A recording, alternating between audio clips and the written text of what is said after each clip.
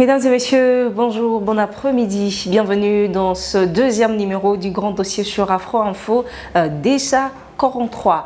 Et à l'actualité de la situation sécuritaire sur les lignes de front depuis les heures matinales de ce 8 juin 2024, les forces armées de la République démocratique du Congo, côté des jeunes résistants Wazalendo, ont lancé une offensive très serrée à Ruindi, en plein parc national de Virunga, contre les terroristes du M23. Hier, vendredi 7 juin, depuis les heures matinales, les forces armées de la République démocratique du Congo et les jeunes résistants Wazalendo s'étaient affrontés aux terroristes du M23, mettant ainsi un échec total leur plan d'occuper les localités dans les Lubero qui demeurent totalement sous contrôle de l'armée congolaise, et de jeunes résistants Wazalendo qui ont lancé farouchement une offensive pour tenter de déloger de gré ou de force les terroristes du M23 de village des Mirangi, Kiagala ainsi que Lusuli, où les terroristes du M23 a enregistré une perte très grande, mettant ainsi loin du danger la commune rurale de Kanyabayonga. Plusieurs éléments des terroristes M23 ne cessent de périr dans la chefferie de Buito en groupement Kanyabayonga, territoire de Rutshuru. C'est ainsi que nous pouvons dire que la victoire est du côté des forces armées de la République démocratique du Congo et de jeunes résistants Wazalendo. Depuis le début des attaques des terroristes M23 à Kanyabayonga, on a signalé plusieurs jeunes qui sont déjà tombés sur le champ des batailles et d'autres frappés par l'artillerie de l'armée congolaise et les jeunes résistants Wazalendo. En bref, toutes les stratégies de l'ennemi cherchant à avancer vers Kanyabayonga ont catégoriquement échoué. Kanyabayonga devient ainsi le deuxième symbole de résistance contre l'agression rwandaise après la cité des Saké, qui ne tombera jamais. Et parlons toujours de la situation sécuritaire, la zone de santé des Kaina, située dans les territoires de Lubero au Nord Kivu, connaît actuellement une rupture de stock de médicaments essentiels.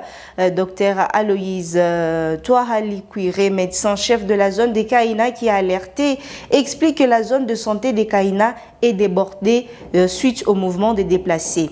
Il y a un mouvement énorme de déplacés venus de Rutshuru qui viennent à la commune rurale de Kanyabayonga. Ils se rendent vers la zone de santé des Kaina depuis le 3 mai dernier. Présentement, ils ont une statistique de presque 370 000 déplacés, une grande partie de la population de Kanyabayonga qui s'est déversée à Kaina. Nombreux sont dans de familles d'accueil suite à la promiscuité. Nombreux sont exposés à de maladies, a expliqué ce personnel de santé.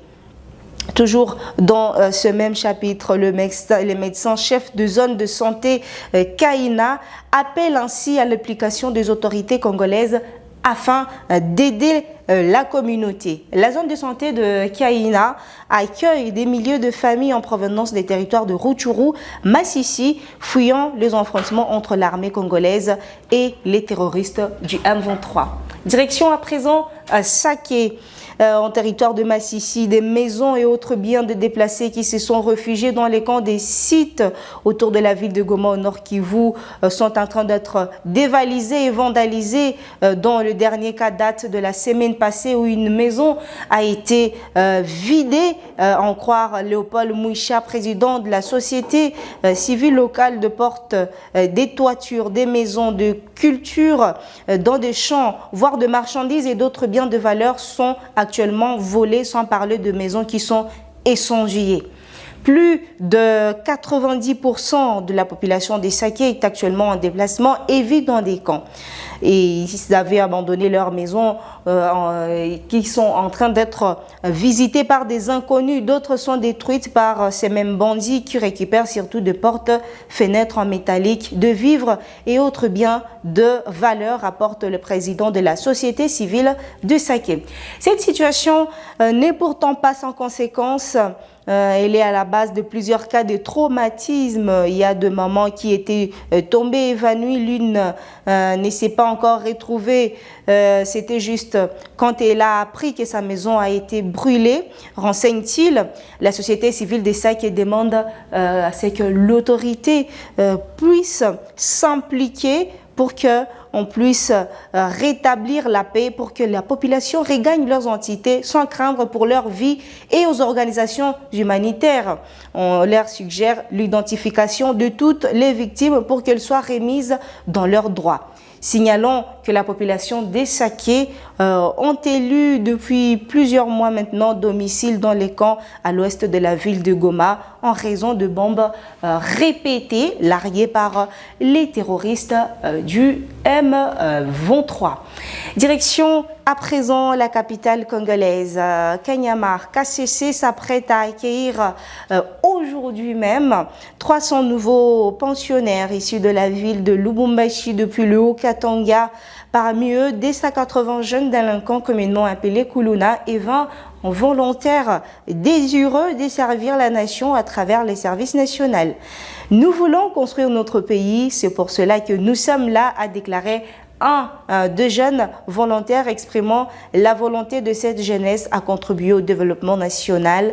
La mission du service national confiée au général-major Jean-Pierre Kassongo Kabouik est claire: instruire, rééduquer, réinsérer ces jeunes à travers l'apprentissage et de divers métiers.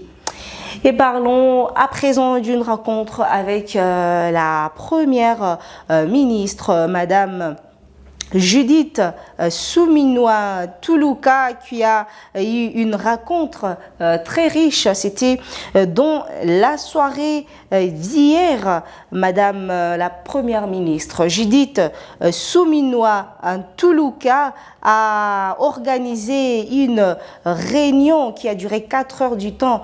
C'était à l'hôtel du gouvernement avec le représentant de caucus des députés nationaux des 26 provinces de la République démocratique du Congo.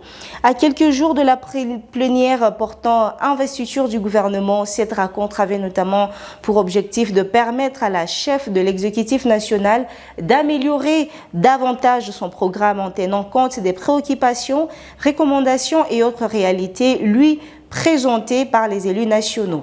Au sortir de ces échanges, il y a des élus, des représentants du peuple qui ont devant la presse révélé quelques desiderata qui ont constitué les défis à relever pour le gouvernement souminois.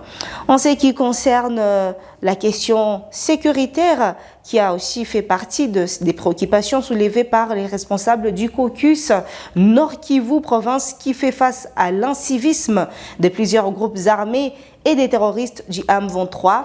De son côté, le représentant du Congo central, outre la situation d'insécurité, évoquait également la construction des infrastructures des transports pour faciliter la connectivité, mobilité de population et les trafics de marchandises. Les hôtes de Judith Suminwa ont dans l'ensemble salué cette initiative de dialogue ainsi la mise en pratique par la première ministre Judith Suminwa pour s'enquérir des besoins de population.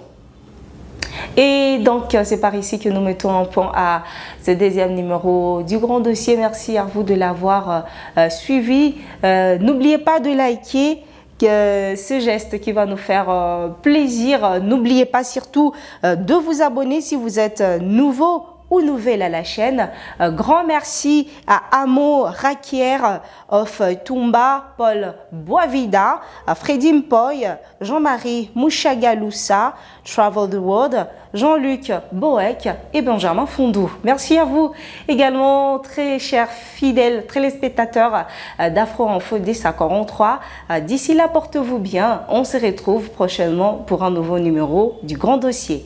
Bienvenue parmi les membres d'Afro Info D43 où votre soutien est non seulement apprécié mais crucial pour notre mission. Je voulais simplement vous informer que notre page de partenariat est active. Merci à tous nos téléspectateurs car grâce à votre soutien, nous améliorons la qualité de notre travail. Chers patrons d'Afro Info D43, rejoignez notre page de partenariat.